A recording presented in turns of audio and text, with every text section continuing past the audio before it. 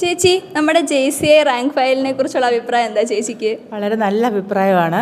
പിന്നെ ഇപ്പോഴത്തെ ക്വസ്റ്റ്യൻ ചോദിക്കുന്ന രീതിക്കനുസരിച്ചുള്ള സ്റ്റേറ്റ്മെൻറ്റ് ടൈപ്പുള്ള എല്ലാ ക്വസ്റ്റ്യൻസും ഇതിനകത്ത് ഇൻക്ലൂഡ് ചെയ്തിട്ടുണ്ട്.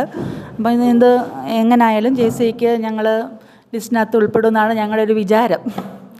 ചേച്ചിക്ക് എന്താ അഭിപ്രായം? എനിക്കും വളരെ നല്ല അഭിപ്രായമാണ്. കാര്യം ഇതിനകത്ത് ഒത്തിരി സ്റ്റേറ്റ്മെൻറ്റ് ടൈപ്പ് ക്വസ്റ്റ്യൻസ് ആണ് വന്നിട്ടുള്ളത്.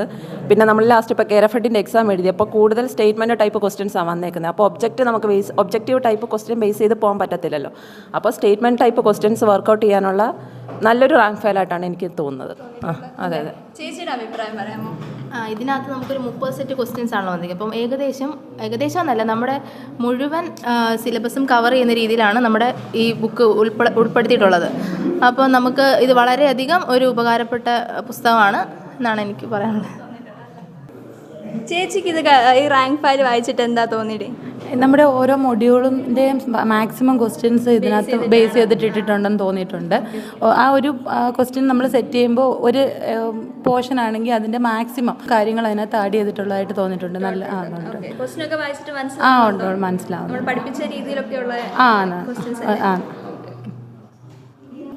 എല്ലാവരും വളരെ നല്ല അഭിപ്രായമാണ് നമ്മുടെ JCI റാങ്ക് ഫയലിനെ കുറിച്ച് പറയുന്നത്. നമുക്ക് ആ കുട്ടീനോട് ചോദിക്കാം